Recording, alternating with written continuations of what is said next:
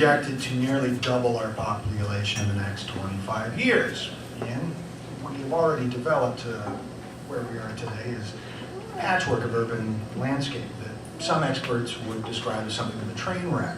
Commerce in one place, residential areas in another, downtown struggling to define itself and thrive, and of course, rapid growth and expanding sprawl in the countryside that eats open space and spreads us even further apart. What urban design mistakes would you avoid that scores of similar mid-sized American cities have made as they've grown? Well, I think probably the best and most impactful way that the city can work to solve that problem is just having planned growth, planned and orderly growth, where we don't have pockets of development, where we don't have urban sprawl. And it actually, as many of the green technologies, it's the cheaper way to go. When you look at what we're doing on the east side, when we put in the sanitary sewer line, that's really where the growth for Sioux Falls is going to happen in the next 5 to 10 years. But we'll grow that little by little, and we'll prevent that urban sprawl. It's cheaper for citizens that we're not developing further out into the country, and it's the right thing to do.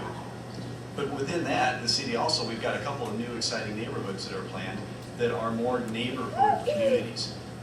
We have one on the southeast side, and we actually have one on the northwest side, where they are little self-contained cities almost, where they have they want to have a bank, they want to have a restaurant, they want to have some shops, where people won't be commuting around as much as we may know it in today in Sioux Falls. So those are probably the exciting things on the future. The way some of these developments are coming back are being done now, but also just making sure that we have planned, orderly growth. And that's the city's responsibility. But it's also the city's responsibility to lead by example. And I think the city has taken on a lot of initiatives to be environmentally friendly and more green. The best one I can think of today is the most current topic that we've heard so much on the campaign trail, the potholes. Every pothole you see out there today is being refilled with recycled asphalt. There are a lot of technology, a lot of construction techniques that we can use. We can use crushed concrete for the base for new roads. We have a lot of opportunities out there, and the city can set the standard for that. Vernon, how can we grow a city where people, pedestrians, bicyclists, kids and strollers and so forth, are more important than cars?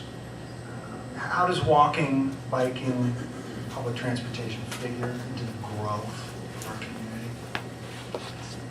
A couple of areas. First of all, the bike paths. We know that on a weekend, 7,000 people are using those bike paths on any given weekend day, fewer during the week.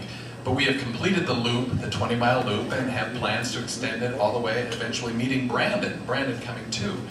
And I would encourage that. In fact, we should be expanding those paths beyond our city borders into much of Minnehaha County. That's a great project that's worked well for communities like Preston, Minnesota. Their entire county has rail beds that have been transferred, and they're now a visitor destination. In terms of pedestrians, you know, if you look at 41st Street today, it's not how we would do it. It shouldn't have been done that way, but we didn't know any better then. Today, that would be, there would be a boulevard down the middle, and it would be 2 lanes of traffic that would move traffic slower, but it'd also be more pedestrian friendly with trees and access. And what they found is that actually by slowing down the traffic and making it more pedestrian friendly, businesses thrive more on 41st Street because the access is easier for pedestrians and it's easier for traffic to get in and out instead of trying to cross 7 lanes of traffic. So making sure that the thoroughfares are designed to be more pedestrian friendly not only helps the environment, but it also helps business long term as well. Janot. Yes, sir. According to a recent survey, over 85% of Sioux Falls residents support more recycling. The regional sanitary landfill accepts nearly 700 tons of garbage every day. And according to city data, as much as half of it could be recycled instead. With more than 30 waste haulers all setting their own policies, confusion about recycling reigns among families and businesses. as mayor, what will you do to improve how we deal with waste in Sioux Falls? I, for one, would like to see not just the privatization of sanitation, because I work in the sanitation department in California. I would take some of the inmates that, like in California, and have them recycle a lot of the waste, because that is money, recycled goods. Also, to help them out with the recycling is to have the city pick up our recycling, because we're paying out X amount of dollars to these other 30 individual companies that we can create jobs here and help protect our city more than everybody else, because we're paying, like I pay almost $60-something a month, you know, for my garbage, and have to recycle it, and the companies are making an extra profit off of it. I think we need to turn that around for the city to make the profit off of that. All right, that's the end of round one. Now, thank you, gentlemen. Round two, this is you get to call the shots. We're going to go backwards. Thank you. Myself, I worked at Sioux, made the blades for the energy. Gentleman said that we're far behind. Well, in the middle part of South Dakota, here in the next few months, we're going to put up some more towers, some more windmills. Okay, they're building a clean energy plant outside of Brookings, coal burning plant. I worked in all these different industries because I work on bridges. I'm a common man. I have about 10 different trades I'm certified in. And I worked on the Lewis and Clark water project. Here's what I want to see happen. I want to see our city go green. I said it in 2006. I want to use my house as an example. I want to put a 10,000 gallon, 15,000 gallon cistern back in my house, because great-great-grandfathers did the same thing, because we're going to have hard times again.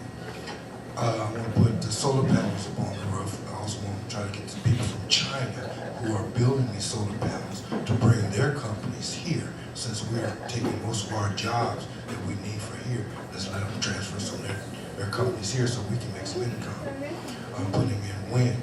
I'm doing everything I possibly can to become independent so I can give back the energy and the waters to the city so it's not so burdensome. All the water that we're going to need for water our grass and things of this nature, we just let it go down the drain. I want to build outside the city or in parts of the city, take the snowfall, recycle it. In California, we drink the ocean water. We have purification systems that change it back into drinking water. How come we can't change it so I can take the salt out of it and use it, not for drinking water, but for watering our lawns and keeping it green?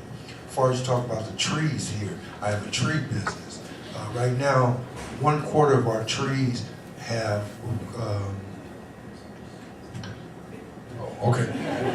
one quarter of our trees, we have what we call Japanese beetles. We have a few longhorn beetles, but basically a bunch of little small beetles. Our trees are important. They have a lot of different diseases. If we don't take care of the trees, we're going to lose these trees, because once the Japanese beetles get in here, they're going to have to come in here and take down all our trees. No oxygen. Just like in California, they had to plant $7 billion worth of trees.